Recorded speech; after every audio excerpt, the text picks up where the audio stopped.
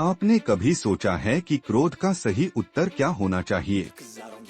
जब कोई आपको अपमानित करे तो क्या आपको बदले में उसे अपमानित करना चाहिए या कुछ और करना चाहिए? गौतम बुद्ध की यह कहानी आपको इस सवाल का सही उत्तर देगी। नंबर 1। बहुत समय पहले मगध राज्य में अर्जुन सेन नाम का एक प्रसिद्ध योद्धा रहता था। वह अपने शौर्य और वीरता के लिए जाना जाता था, लेकिन उसकी सबसे बड़ी कमजोरी थी उसका अहंकार और गुस्सा। वह हमेशा सोचता था कि ताकतवर व्यक्ति को हर कोई सम्मान देता है और जो कमजोर होता है उसकी कोई कीमत नहीं होती। एक दिन अर्जुन सेन ने सुना कि गौतम बुद्ध पास के गांव में ठहरे हुए हैं। उसने लोगों से सुना कि बुद्ध को कोई भी अपमान करे तो भी वे क्रोधित नहीं होते। यह सुनकर उसे विश्वास नहीं हुआ। कैसे कोई इंसान बिना क्रोधित हुए अपमान सह सकता है, उसने सोचा। उसने बुद्ध की परीक्षा लेने का निश्चय किया। नंबर 2। बुद्ध के पास पहुंचा, जहां वे अपने शिष्यों के साथ ध्यान में बैठे थे। वह गुस्से से बोला, तुम एक झूठे संत हो।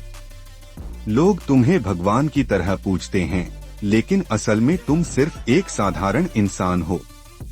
तुम्हारी शिक्षाएं बेकार हैं। उसने बुद्ध के सामने अपशब्द कहे, लेकिन बुद्ध शांत बैठे मुस्कुराते रहे।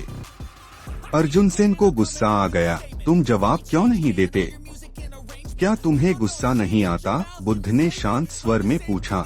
अगर कोई तुम्हें एक उपहार दे और तुम उसे न लो तो वह उपहार किसके पास रहेगा? अर्जुन सेन बोला, अगर मैं न लूं तो वह देने वाले के पास ही रहेगा। बुद्ध मुस्कुराए और बोले, ठीक वैसे ही यदि मैं तुम्हारे अपशब्दों को स्वीकार न करूं तो वे तुम्हारे ही पास रहेंगे। अर्जुन सेन चकित रह गया। नंबर 4 ने सोचा कि बुद्ध जरूर डर गए हैं, इसलिए उन्होंने जवाब नहीं दिया। उसने फिर अपशब्द कहे, लेकिन बुद्ध का भाव अब भी वैसा ही था, शांत और प्रेम से भरा हुआ। कुछ देर बाद अर्जुन सेन को एहसास हुआ कि जितना वह गुस्से में आ रहा था, उतना ही बुद्ध शांति से जवाब दे रहे थे। मैंने इन्हें गालियां दी, अपमान किया, फिर भी ये शांत हैं। इनकी सहनशक्ति इतनी अद्भुत कैसे हो सकती है? अर्जुन सेन ने सोचा। बुद्ध ने फिर कहा, क्रोध जलते हुए कोयले की तरह है, जिसे यदि हम किसी और पर फेंकना चाहें तो पहले हमारा ही हाथ जलता है। अब अर्जुन सेन को अपनी गलती का एहसास हुआ। उसने बुद्ध के चरणों में गिरकर क्षमा मांगी और कहा, हे बुद्ध, आज आपने मुझे जीवन की सबसे बड़ी शिक्षा दी। अब मैं समझ गया कि सच्ची ताकत क्रोध में नहीं बल्कि संयम और प्रेम में है। नंबर 5 दिन के बाद अर्जुन सेन ने अपने क्रोध पर काबू पाना शुरू किया। जब भी कोई उसे गुस्सा दिलाने की कोशिश करता, वह बुद्ध के शब्दों को याद करता, अगर कोई उपहार न लिया जाए तो वह देने वाले के पास ही रहता है। धीरे धीरे वह एक शांत, दयालु और समझदार व्यक्ति बन गया। अब लोग उसे उसकी शक्ति के लिए नहीं बल्कि उसकी बुद्धिमत्ता और धैर्य के लिए सम्मान देने लगे। इस कहानी से सीख नंबर 1, क्रोध का उत्तर क्रोध से नहीं बल्कि प्रेम से देना चाहिए। नंबर 2, जो अपमान को सह सकता है वही सबसे शक्तिशाली व्यक्ति होता है।